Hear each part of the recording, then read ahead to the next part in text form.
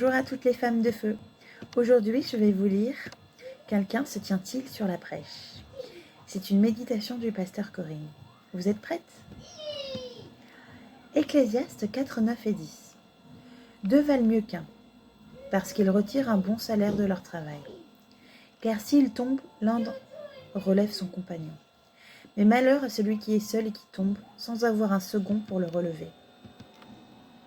Ce n'est pas dans les moments faciles que nous pouvons estimer la valeur de ceux qui sont à nos côtés dans le ministère.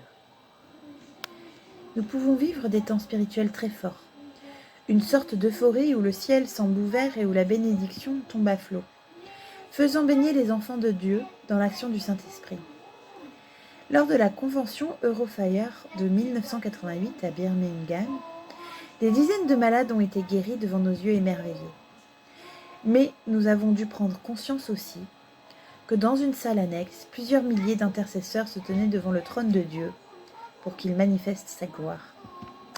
J'aimerais ce matin parler un peu d'eux, ouvriers de l'ombre, qu'on ne voit pas sur les estrades, dont le nom n'apparaît sur aucun carton d'invitation, mais qui sont la voûte de soutien de tout ministère quel qu'il soit.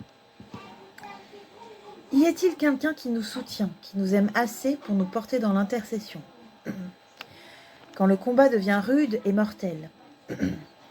Si nous n'avons pas ce genre de personnes, nous sommes bien malheureux, comme le dit Salomon dans nos versets du jour.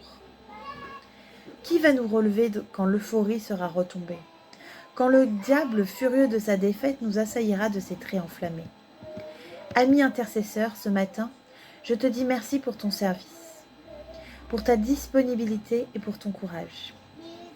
J'espère que ta récompense sera plus grande que celle du prédicateur en vue, car comme l'a dit Jésus, ils ont déjà leur récompense.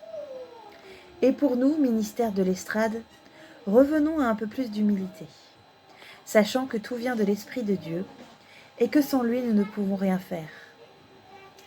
Bonne journée à vous. C'était une méditation du pasteur Corinne.